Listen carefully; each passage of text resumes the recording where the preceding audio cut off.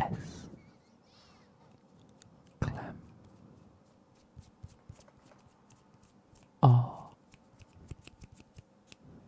YouTube channel. Now, in today's video, we're going to be carrying on with the Premier League transfers.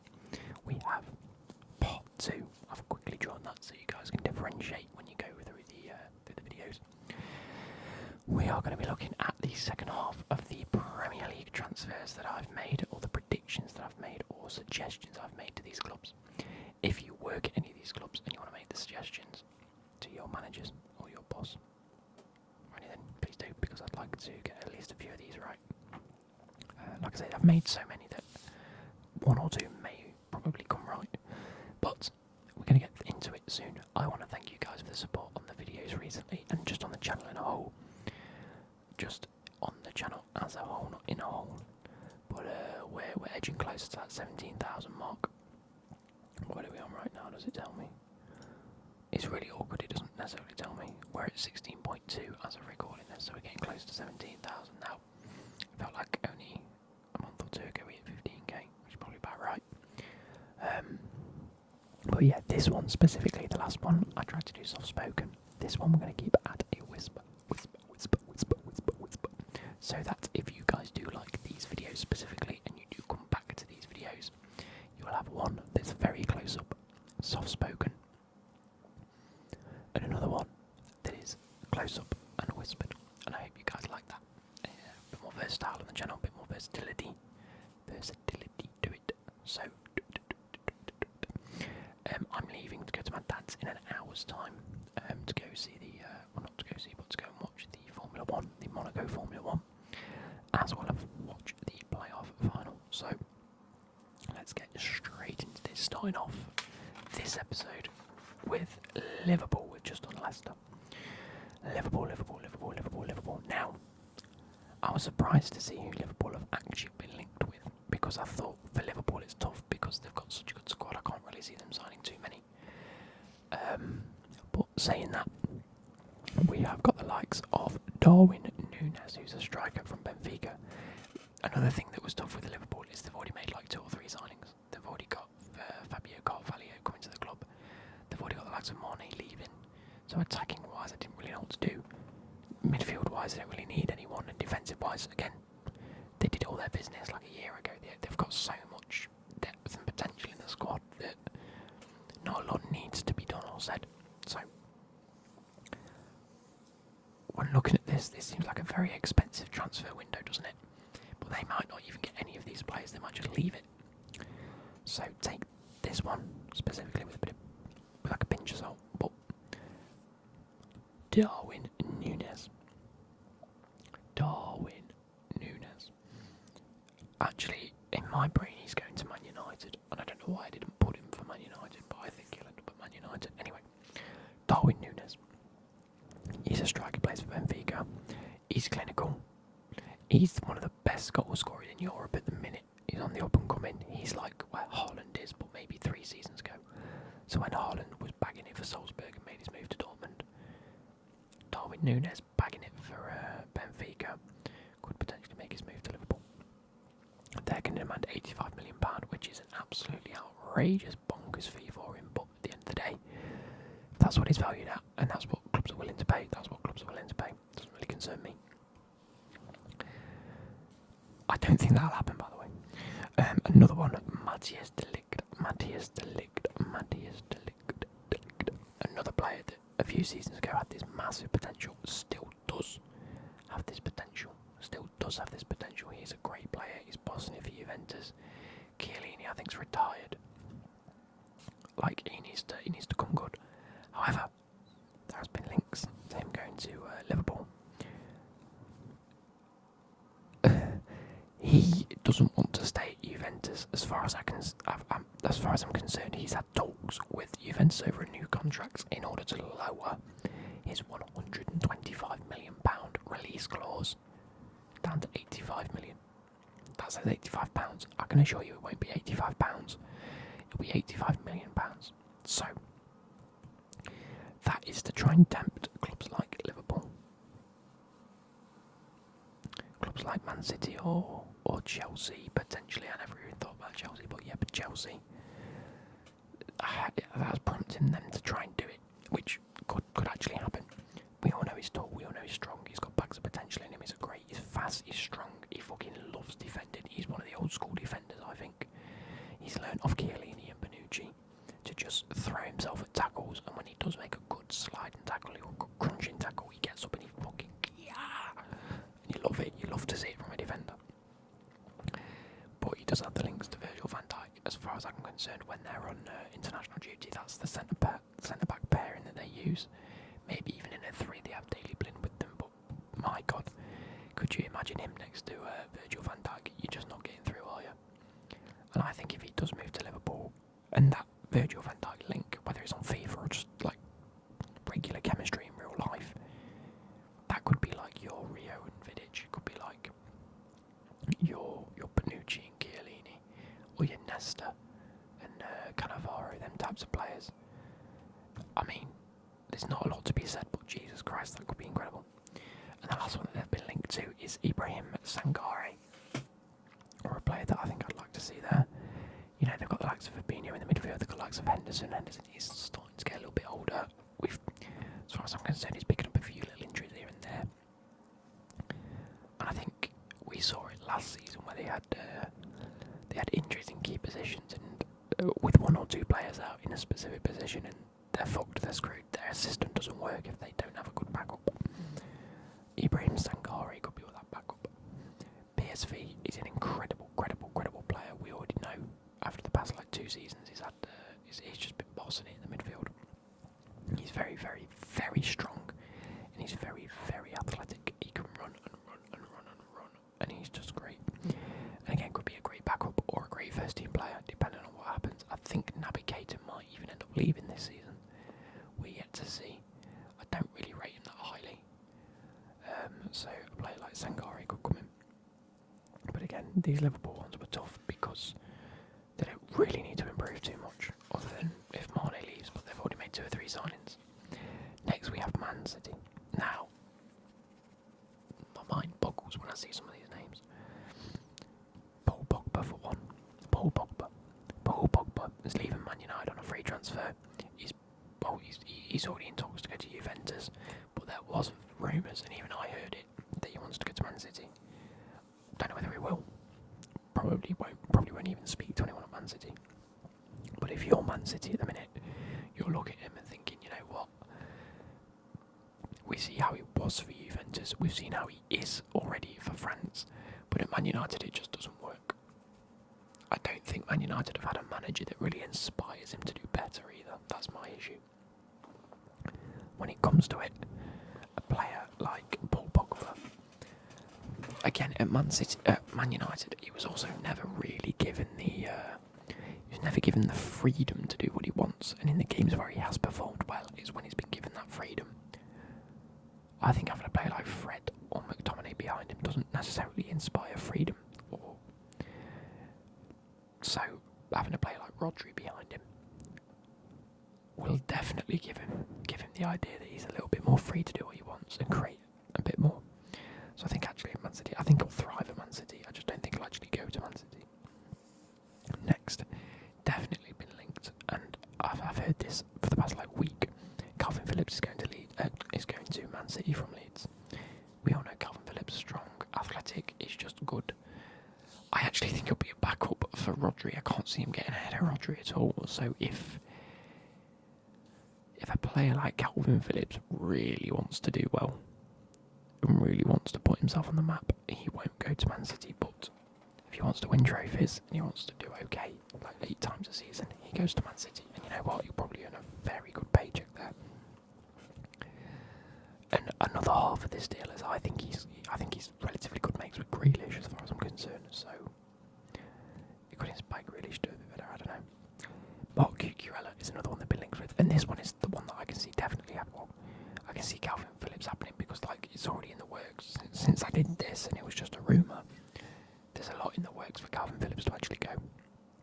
But Mark Cucurella, left wing back at Brighton, he's had a phenomenal season at Brighton. He has had a great, and that's one of the reasons I recommended a left back. Did I recommend a left back for Brighton?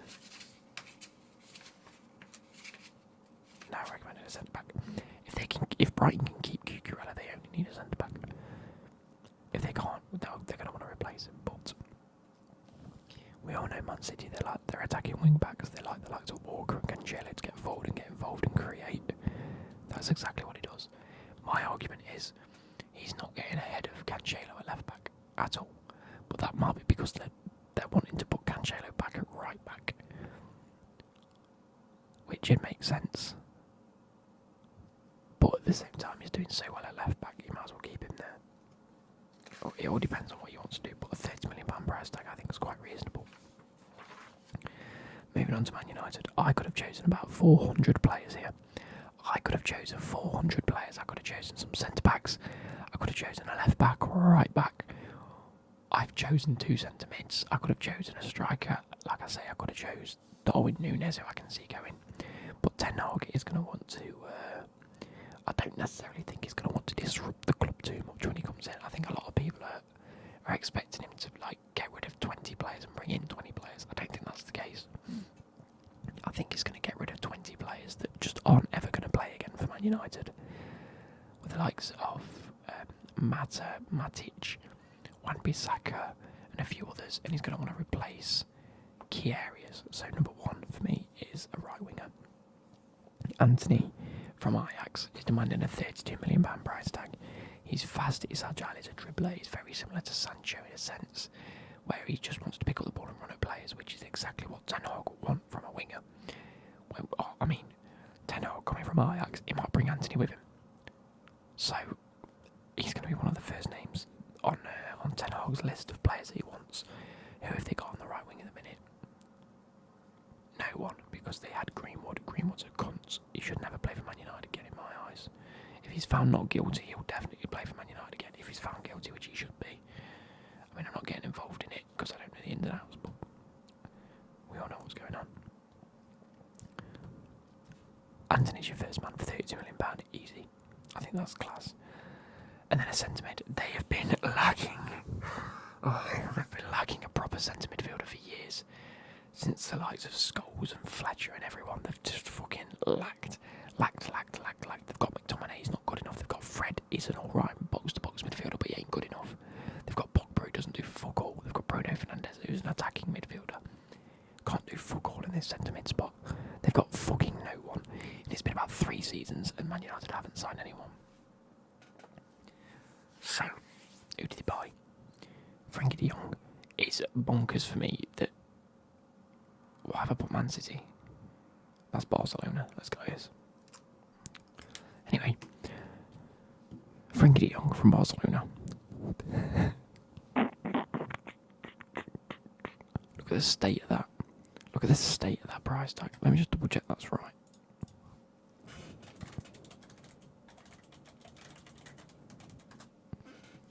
Man United prepared to make transfer target.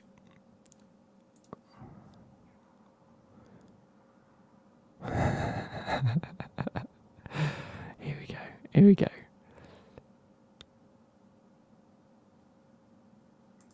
How much do you value it nowadays? Where's the...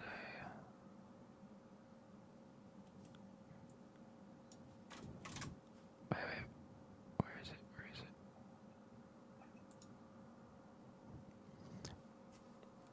I'm sorry guys, I fucked up on this. £60 million, there we go. So it's looking like it's probably going to go for £60 million from Barcelona. Frankie de Jong, he's got absolute bags of potential, but he's a dictator in the middle. He's athletic and he's a ball player. Ruben Neves is exactly the same, coming from Wolves. He's got Premier League experience as well. £40 million.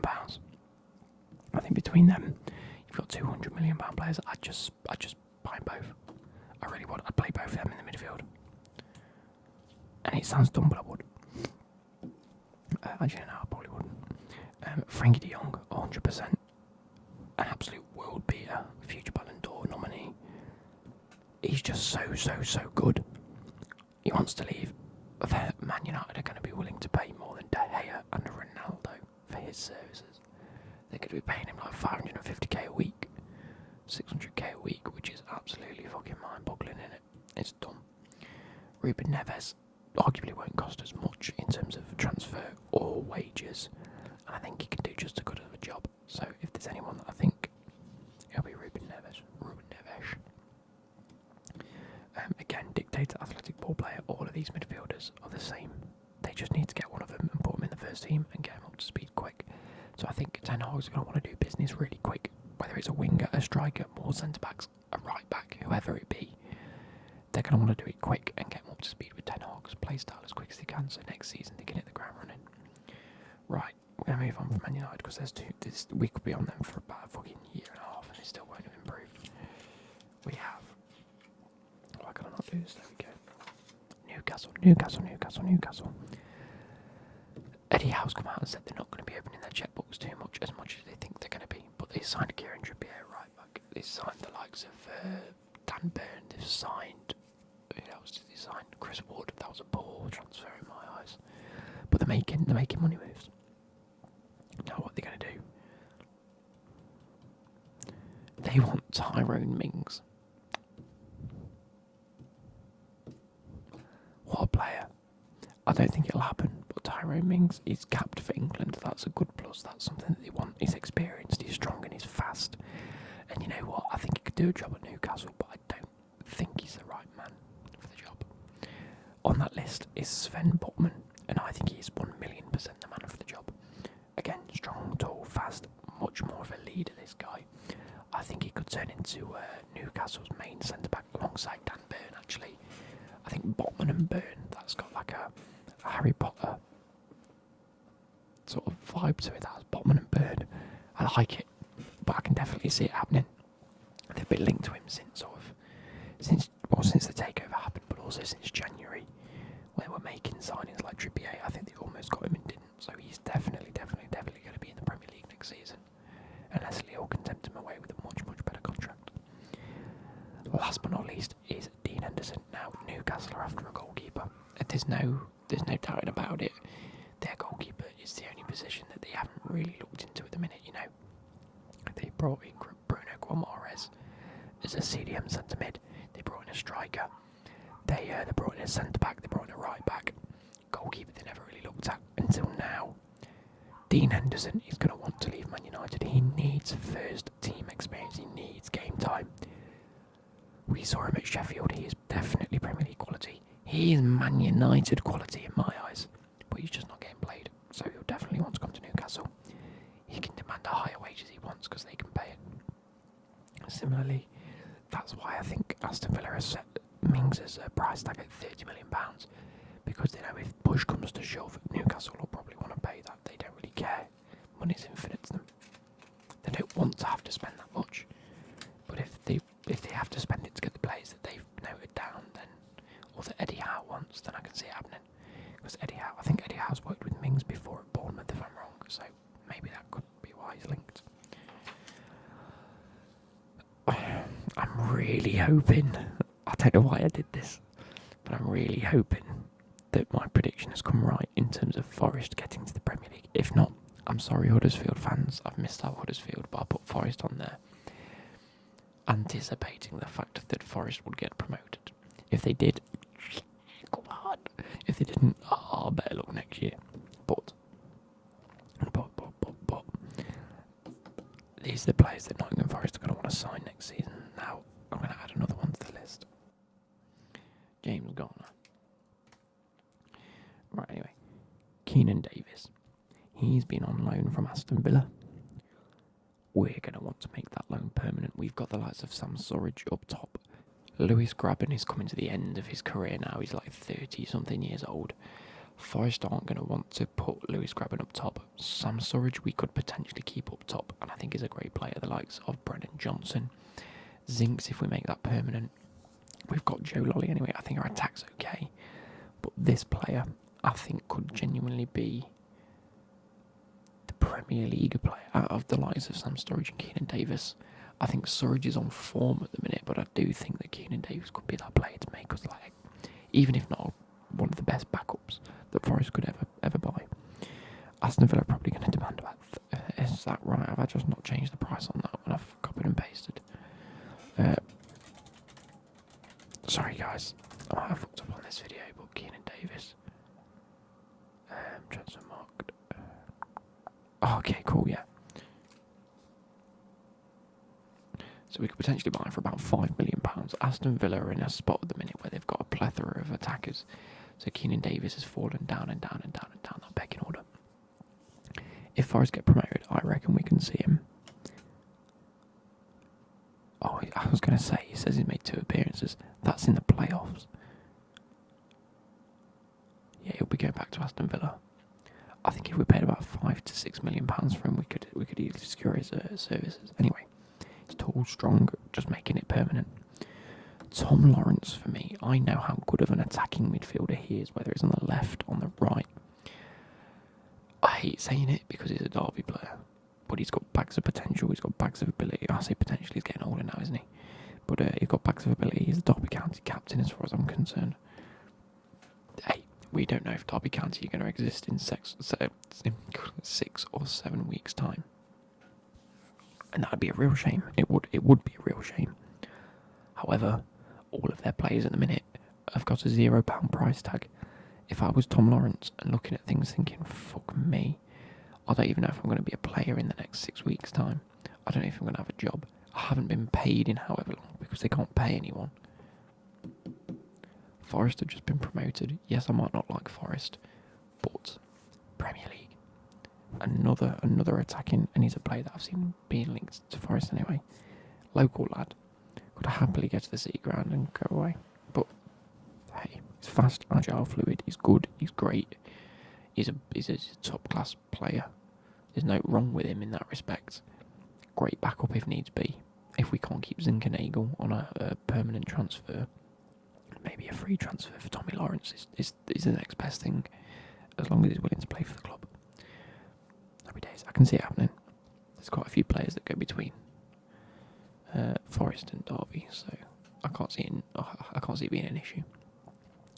And last but not least, Jed Spence. Now, I almost put him on Spurs' radar because Spurs want him from Huddersfield for about £20 million. Now, this is another one where if Forest get promoted, I can see him staying. I think he's already told Huddersfield that he would like to stay at Nottingham Forest permanently. However, when a team like Spurs come knocking at the door, you don't decline that, do you? You don't not look at it. So, I put him on Forest. I'm pointing to Keenan Davis. I put him on Forest's radar, or Forest's page, just because that's where I'd prefer him to stay. Because I think he's got so much ability. He is so good. Like, he's stupid good. Strong, fast, whether it's defensive, it's just another thing. Like, he can defend well. He can do everything defensively well that you want in a right back. But then all of a sudden, he can flip a switch. He'll carry the ball stupidly fast. He'll push past players and he'll put it across. He's just good in that regard. He's like a B-Tech Trent. And I'm going to say it, I think he's up there. Up there as one of the best right backs. Last but not least, James Garner. Obviously, I forgot to put him on because there's too many that Forest could sign. But another player that's going back to Man United. Ten Hag might even look at him and think, you know what, I'm going to use you. If Forest can make this permanent for around £30 million, I'm happy. I'm happy. Because he is going to be one of the best. You can already tell the way he's come into the Championship and just outperformed a lot of the midfielders this season is outrageous. And he just does well. Free kick wise as well. He's such a good set piece. So, moving on. That's enough about Forest. I did the same with Chelsea. I just got too into it. We have Southampton. Southampton is a strange one because they need a few areas. Number one, goalkeeper. Forster might be going to Tottenham on a free transfer as a backup goalkeeper, which is fair enough if that's what you want to do with your career. Southampton have got a great opportunity to sign a young goalkeeper with relatively first team experience. You could do with more first team experience. Bartolomei Dragowski. I'm going to go with that. He's a great goalkeeper. I've heard this name over the past couple of seasons and numerous amounts of times. Got bags of potential. Going to be good. Fiorentina only demanding £5 million for him. I think that's a bargain. That's a steal. And definitely a player that Southampton could look to get. Next we have Harry Winks. Harry Winks.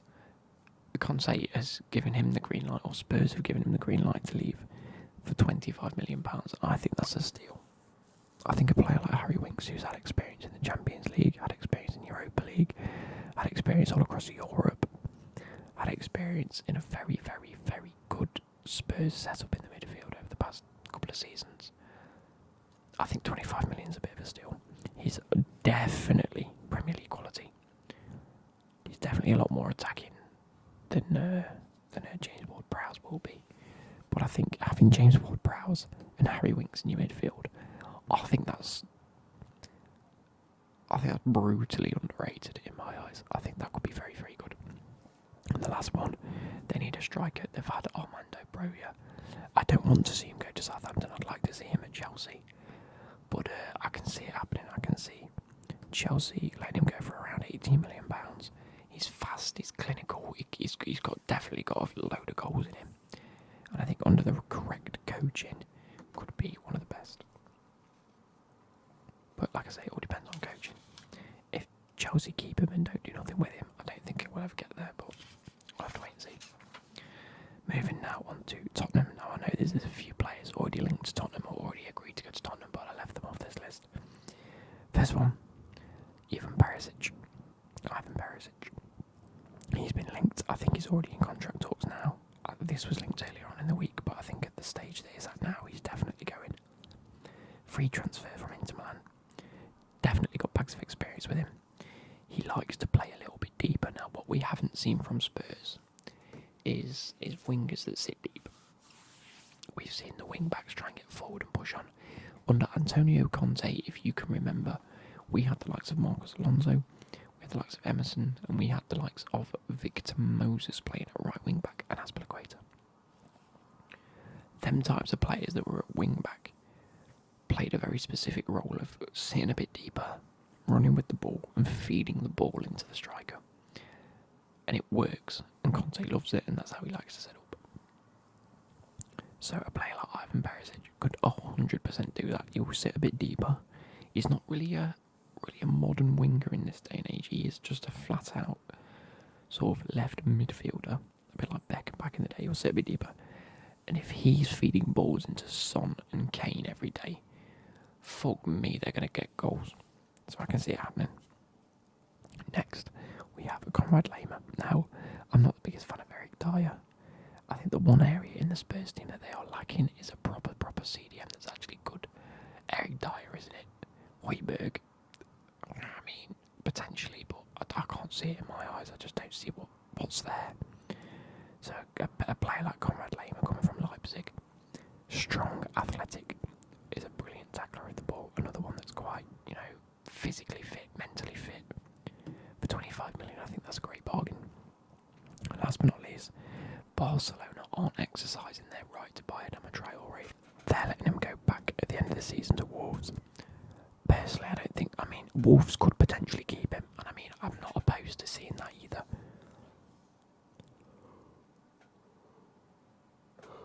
Sorry, I had to go on there. I'm not opposed to that happening.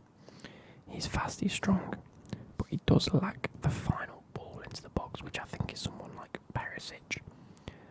That's what I see. I see Perisic as being that player that can dribble with the ball and play that key final pass. I can't see it with Adama Traore, but he has been linked, so I thought I'd include it. But at a price tag around £30 million, I don't necessarily think it's worth it. But again, with Conte's system, we saw Adama Traore go from a right back to a right winger.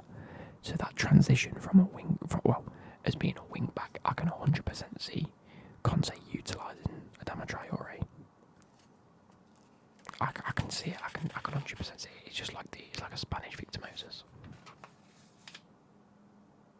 Next, we have West Ham. Now, West Ham for me, another one where they've done well. They've secured European football, and I think this could be a season for David Moyes where it's make or break. They've got to make the right signings. They've got to do the right things, and then we'll see them become a bit more of a powerhouse across sort of like the top six. Number one, JJ. If you're watching this, I've got your lad in here, Araniki. You love him, hot guy. He's currently at Bologna. He's young. He's had potential for a number of years now. He was let go from Hearts in order to go to Bologna. He wasn't let go, but Bologna signed him. And this season he's beginning to show his worth. He's beginning to prove his worth at Bologna. What a great talent he's looking likely to be. He's been linked with a number of clubs, including the likes of Arsenal. Personally, I'd prefer to see him at West Ham because I think he's a much better fit at West Ham than he is at Arsenal. Then again, you've already got the likes of Tierney at Arsenal, who when fit is very good, but not fit enough, often enough. Do you know what I mean? So I don't think going there. I think it'll just be in Tierney's shadow, if I'm being honest. So a player like Aranigi, I'd love to see him at West Ham. And I do think left back is a really serious position for West Ham that they need to improve upon quickly, because they've had a few players in the past that they've just never really held it down. Whereas right back, it looks like it's Ryan Fredericks is leaving. He plays right back at the minute for West Ham.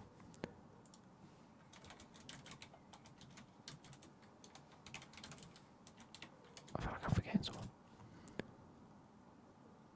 Kufal, Ben Johnson, there we go, there's two of them. Aaron Cresswell at left back, 32 years old. Yeah, just not good enough, you're going to need a left back. Anyway, next is Jesse Lingard, another player that Ten Hag is just going to fuck off the club. He's going to fuck him straight out and say, no thank you, go away, we're going to sell you on. He's looking likely to leave anyway, he's going to see at the end of his contract and leave. He's definitely Premier League quality, I don't think it's Man United quality at all. But obviously he had that loan spell at West Ham where he absolutely performed. I think he'll fit into David Moyes' system very well. And so at the end of the day, I can see it happening. Free transfer onto West Ham, and I do think that would be a good bargain for West Ham as well. Last but not least is a really weird one for me. Like, obviously Everton can considerably underperform last season, just scraping out of the relegation zone towards the last couple of weekends in the season. Dominic Calvert-Lewin. I mean, it's been linked away from Everton. I can see that happening. And West Ham now can say, look, hey, we've got European football, lad. And he's going to be like, okay. Everton want 40 million for him. I don't think we'll get that. I think 30 to 34, I think is reasonable for Calvert-Lewin. But he is tall, he is strong, he's fast, and he's clinical. He's everything they wanted Haaler to be. He's got the Premier experience under his belt now. He scores goals for fun sometimes.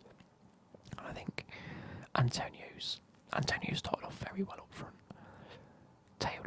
Definitely tailed off towards the middle and the end of the season. They want a more consistent striker. They've got the likes of Jared Bowen on the wing. They've got Declan Rice. If they keep Declan Rice, that is. They've got Declan Rice that can just sit back and ping a ball about. They've got an okay midfield set up. I think they've got bags of players that can do a job. If they do sign the likes of Jesse Lingard, a nice versatile player that can play either right, left or in the middle. They've got Vlahovic, they've got Lanzini, they've got a good core group of players that are doing a job for David Moyes. I think Calvert-Lewin could be the final piece of the puzzle. Definitely a clinical striker. And last but not least, we have Wolves. Have you noticed it? So, in my eyes, if they do end up losing the likes of João Moutinho or Ruben Neves, then 100% they're going to need some centre mids. Vitinha from Porto. Now his main feature that will bring into Wolves is the fact he's Portuguese, because they always sign Portuguese players. He is a centre midfielder, but he's a bit more of an attacking threat, which is good. I like that. Played very well for Porto this season. This lad earned himself a team this season, and I think could be another one of them players that Wolves just pick up, and they do well. Next on the list is a player called João Palhinha. He's definitely more of a defensive centre midfielder.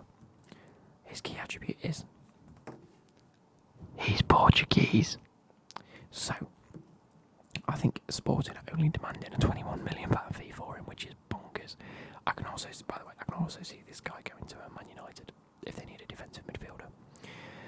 If you played Football Manager, you know about this guy because he gets to £120 million transfer value within about a season and a half, which is mental. But yeah, absolutely incredible talents between the two of them, and I think you never know, Wolves might sign if they do lose Moutinho and Neves. I can see them signing both of them and saying, look, Vitinha, Palhinha, come in. Happy days. Now the last one for me is very strange. It's the only one only one this part of the video that I've seen linked that's just completely out of the blue. Es Abdi, never heard of him before. Es Abdi or Easy Abdi, something along those lines. He's a right/left winger. He can play both sides for Barcelona. He's got great potential. He's fast and he's agile. Which, if like I say, they're getting Adama Traore back. If they get to keep him, then happy days. But if they want to look at alternatives, I think £8.5 million for him is very, very reasonable in my eyes. So when it comes to it, I think that could be a great option. Now I hope you guys have enjoyed. I'm hoping Forest have won. If not Huddersfield, then maybe I do my own video on Huddersfield, like just a separate video where I do very similar to my last Scouters Return roleplay, where I sit and just look at specific players for Huddersfield. Maybe if they get promoted. If not, we'll have to think about it. But you guys, I love